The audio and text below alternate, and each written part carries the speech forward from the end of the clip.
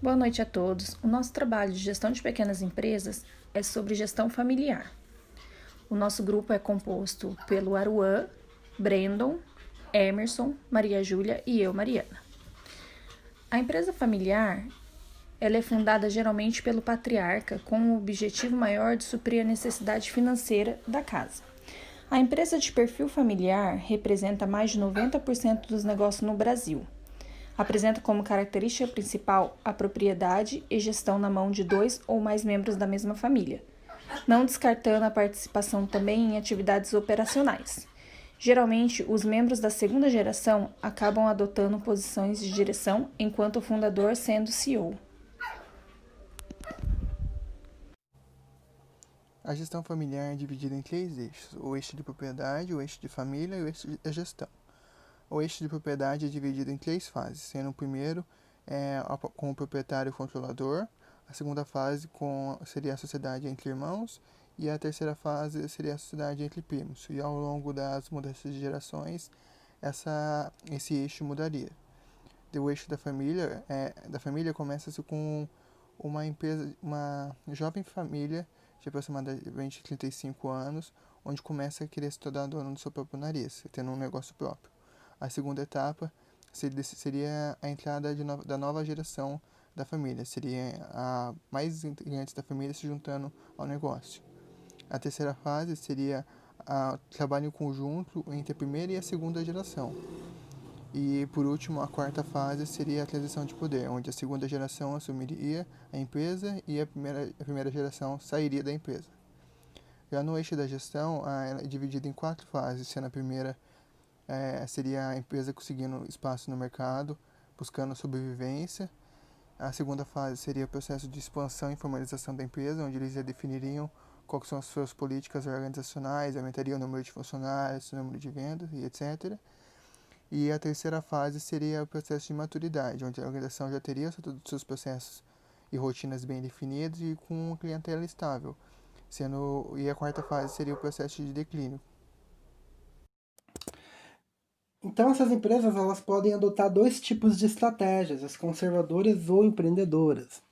As conservadoras, como nós vamos ver, ela depende de uma gestão um pouquinho mais reativa, ela tem uma característica mais reativa. Já a empreendedora, a empresarial, ela tem um pouco mais de proatividade, porém ambas buscam a inovação, tá? Na orientação, então, conservadora, ela é incentivada, né, a partir de desafios do entorno dela. Por exemplo, aquele supermercado de bairro, ele não tem uma padaria lá dentro. E aí os clientes começam a perguntar, oh, você tem uma padaria? E aí o fato de os clientes perguntarem faz com que a família, né, os gestores, tenha a ideia de que precisem implantar uma padaria ali, senão vão perder clientes. É um desafio que veio a partir de uma coisa externa, né? Uma inovação externa. Já a empreendedora, ela antes de ter o desafio, antes de ter a ameaça, ela já está inovando. Então ele já colocou a padaria antes dos clientes procurarem, acabando que vindo como uma coisa a mais dentro daquela empresa. Essas duas orientações possuem características que se distinguem.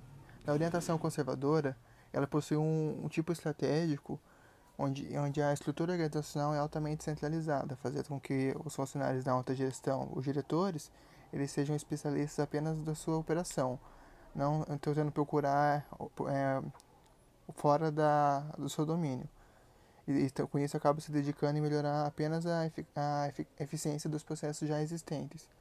Quanto na orientação empresarial, eles tentam sempre buscar qualidade nas informações, sempre tentando melhorar o processo de tomada de decisão, sempre tentando buscar decisões que melhorem o futuro, não longo prazo. E com isso, esse tipo de orientação acaba favorecendo um ambiente que é mais heterogêneo, onde a diferenciação e inovação dos produtos são fatores positivos para o modelo. Processo sucessório. Um processo sucessório ele ocorre com a presença de familiares conduzindo algum negócio. Ele costuma desencadear conflitos pessoais, realçados principalmente durante o processo sucessório, quando o proprietário passará seu controle para um sucessor, ou seja, vamos supor que tem uma família e o avô assume o negócio. Quando o avô tem que sair, ele provavelmente passará o seu lugar para o filho dele. e o filho dele passará o lugar para o seu filho, e é como se fosse uma sequência. Mas como todos os processos têm dificuldades e também têm facilidades, eu vou listar as dificuldades agora. Principais dificuldades do processo sucessório: a resistência do sucedido em desligar-se da empresa, restrições à profissionalização por parte da empresa.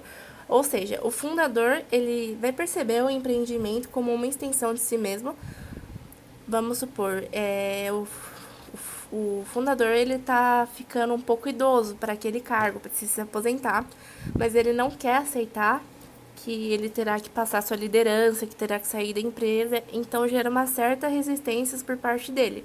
E isso cria empecilhos à passagem do poder para a segunda geração da família, ou seja, passar para o filho dele tomar o negócio adiante.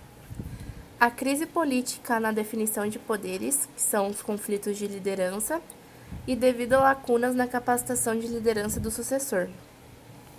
Interferências do relacionamento familiar nos negócios, resistência à sucessão por parte dos funcionários mais antigos, falta de interesse do sucessor pelos negócios da família, que é um ponto crucial, porque às vezes o sucessor que vai ou não futuramente assumir, ele pode não ter interesse em querer manter adiante o negócio. E isso é um ponto muito negativo. A perda de identidade da empresa, quando a empresa acaba perdendo a sua identidade porque não sabe mais ou menos o rumo que está levando. Agora eu vou falar um pouco sobre os facilitadores do processo sucessório. A preparação adequada do sucedido para o processo de sucessão é quando aquela pessoa que vai assumir recebe um aviso, assim, uma prévia que irá assumir e ele já está preparado para conduzir. A necessidade de profissionalização da empresa, assim como a empresa familiar é uma empresa que sua gestão é composta por pessoas familiares, funcionários também que não são familiares, ela necessita se capacitar. A capacitação do sucessor através de treinamento específico para o treinamento gerencial, esse é muito importante.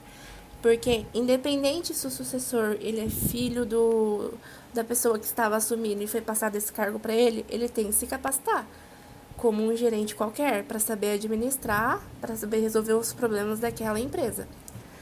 A participação da família no planejamento do processo sucessório, a definição de critérios para a escolha do sucessor e o assessoramento ao sucessor por meio de equipe interna da empresa.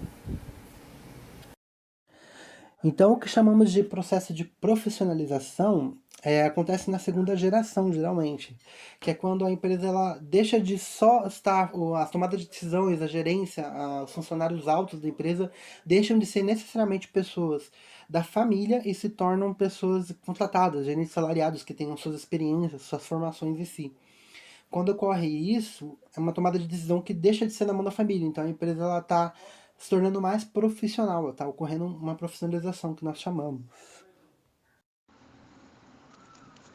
A cultura organizacional é formada por 3 elementos: os artefatos visíveis, os valores e os pressupostos básicos.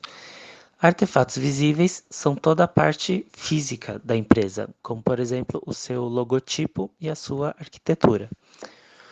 Os valores são aqueles que justificam essa parte física, são as justificativas e racionalizações utilizadas para explicar e predizer os atos dos membros da organização.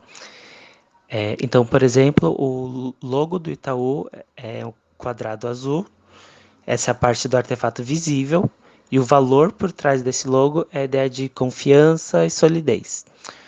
Os pressupostos básicos são a parte mais fundamental, é a parte mais abstrata, mas é a parte que realmente impacta nas ações da empresa. O desenvolvimento da cultura organizacional em uma empresa de gestão familiar é muito focada no fundador. Na sua fase inicial, ele é bastante focado no fundador, ele é quem detém os mecanismos de socialização, os mecanismos de recompensa, distribuição de investimentos. E essas empresas, na sua fase inicial, tendem a ser bastante personalistas, focadas na figura do fundador. O desenvolvimento dessa cultura organizacional é dividido em 3 fases. Na primeira fase, os negócios estão sob o domínio do fundador, ele mantém a identidade da empresa, mantém a organização unida e comprometida com seus ideais. Num segundo momento, tem a sucessão, quando os sucessores são observados para saber se eles vão manter ou não a cultura da empresa. Por isso é importante o fundador já preparar o seu sucessor com antecedência, para não gerar conflitos. A segunda fase seria os novos produtos, expansão geográfica.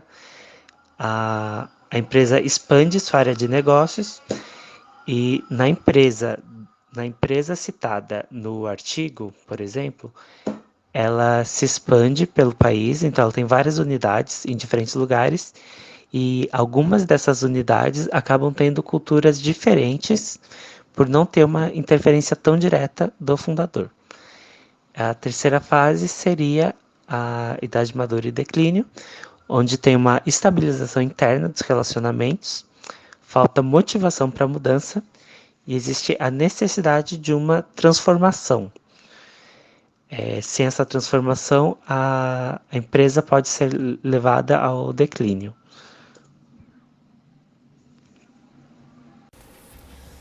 Agora, como um slide extra, eu vou estar listando para vocês algumas empresas familiares brasileiras. É provável que muitos saibam que são brasileiras e as conheçam, como também não. O Itaú Unibanco, ele foi fundado em 1945, é uma empresa familiar da família Moreira Salles. A empresa Odebrecht foi fundada em 1944 e pertence à família Odebrecht e Gradin. A Gerdau foi fundada em 1901, pertence à família Gerdau Johann Peter. Inclusive, temos uma unidade da Gerdau localizada aqui em São José dos Campos. E a Votorantim, que foi fundada em 1918 e pertence à família Moraes. Então, essas são as referências utilizadas no trabalho e nós agradecemos a atenção de todos.